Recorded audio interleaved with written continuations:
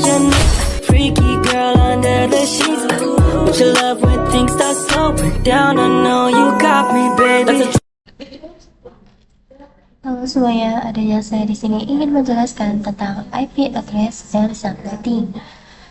Lanjut saja kita ke pembahasan. Yang pertama kita membahas tentang pengenalan IP address dan subnetting. Yang kedua ada IP public dan IP private. Yang ketiga ada classful dan classes addressing. Yang keempat ada kasus subnetting. Yang kelima ada konsep block subnet. Yang keenam ada konsep switch and router. Lanjut saja kita masuk ke pembahasan yang pertama. Ya, langsung saja kita pembahasan yang pertama itu ada pengenalan IP address dan subnetting. Jadi, ketika suatu perangkat ingin terhubung ke perangkat lainnya, baik itu menggunakan wired atau wireless, tentu saja memerlukan identitas nama pada setiap perangkat. Identitas tersebutlah yang dinamakan IP address. Jadi, IP address itu hanya suatu penyebutan dalam benda saja, guys. Oke, lanjut yang subnetting. Subnetting adalah upaya atau proses untuk memecah sebuah network dengan jumlah host yang cukup banyak menjadi beberapa network yang jumlahnya hostnya dikit. Teknik subnetting membuat skala jaringan lebih luas dan tidak dibatasi oleh kelas-kelas IP atau IP kelas A, B, dan C yang sudah diatur. Ini adalah contoh dari IP address ya. Jadi ini itu IP address, ini tuh IP address, terus ini PC-nya.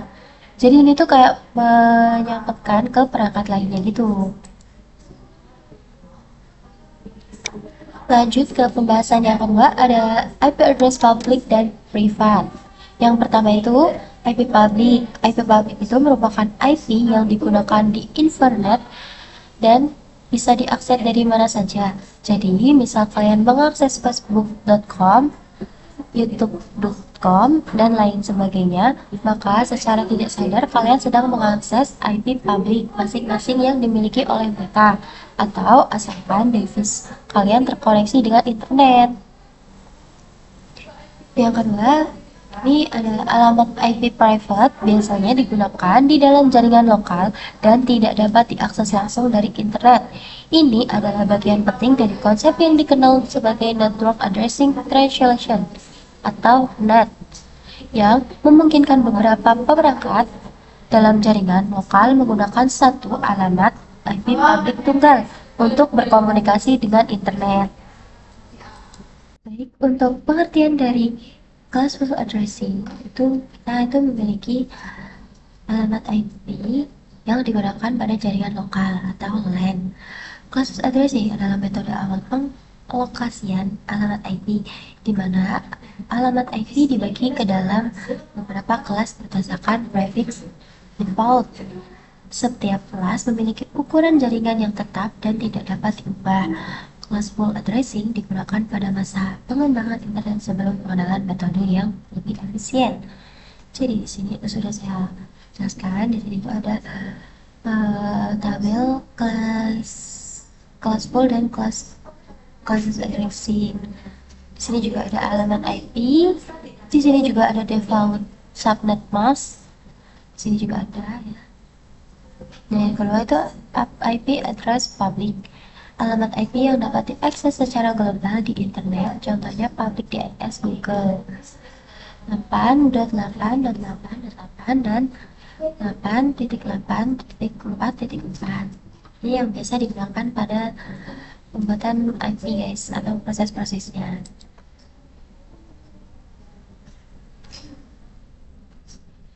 Lanjut pada kasus subnetting.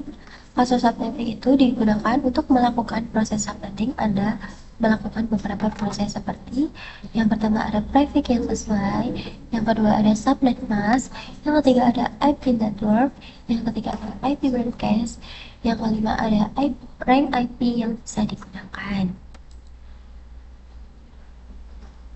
Lanjut ke kasus subnetting 2, pembahasan ini itu kita diajarkan untuk memerlukan beberapa subnet dari sebuah network atau jaringan yang lebih besar.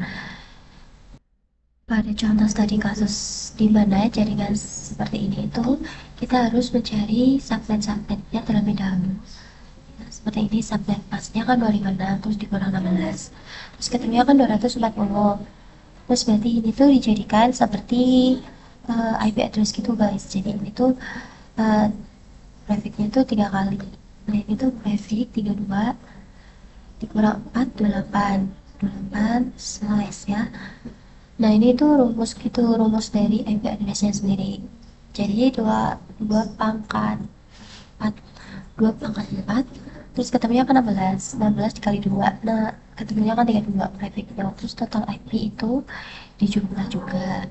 Di sini juga ada IP network, itu kayak jumlah-jumlah dari